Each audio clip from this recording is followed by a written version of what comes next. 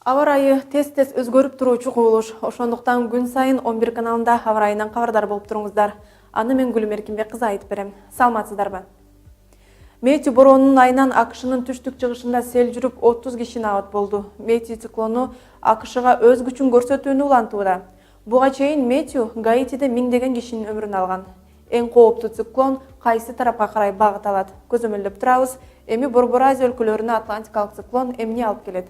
Аны кененирээк айтып берейин. Циклондун таасири Кытайдагы кыргыздар жашаган Ак Суу жана Үрүмчү шаарларына жетпейт. Ошон үчүн бул жерлерде күн чайыттай ачык болуп, абанын температурасы орто ченемден жогору болмокчу. Казакстандын түндүгүндө болсо аба ырайы суук болуп, түштүгүндө абанын температурасы жогору бойдон сакталууда. Мисалы, Астанада абанын температурасы кескин төмөндөп, кар жааса, Алматы шаарында мезгил менен жаан жаап, термометр көрсөткүчү 19 градусту көрсөтүп турат. Өзбекстандын көпчүлүк аймактарында эртең жаан жаайт. Фергана өрөөнүндө жаан себелеп жааса, Ташкентте нөшөрлөп жаайт. Нукуста болсо күнбүркөлүп жаан жаашы белгисиз. Түркмөнстандын кээ бир аймактарында да жаан жааса, абанын температурасы жогору бойдон сакталат.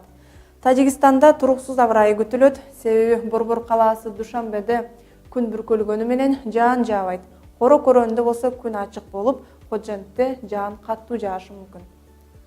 Ал эми Кыргызстанда 13 октябрда түнкүсүн жаан-чачын күтүлбөйт. Күндүз көпчүлүк аймактарда жаан жаап, тоолуу райондордо кар жаашы, кээ бир райондордо жаан-чачын каттуу жаашы ыктымал. 14 октябрда көпчүлүк аймактарда жаан жаап, тоо этектеринде жана Чүй-Талас өрөөндөрүндө жаан карга айланышы, тоолуу райондордо кар жаашы, айрым жерлерде жаан-чачын каттуу жаашы мүмкүн. Батыштан соккон шамалдын ылдамдыгы секундасына 4-9 метрден, кээ бир райондордо 18-23 метрге жетет. Мындай туруксуз аба ырайы айыл чарба иштерине тоскоолдук жаратат. Ошондуктан сак болуңуздар, а биз болсо күн сайын аба ырайын сиздерге айтып турабыз. Көрүшкөнчө.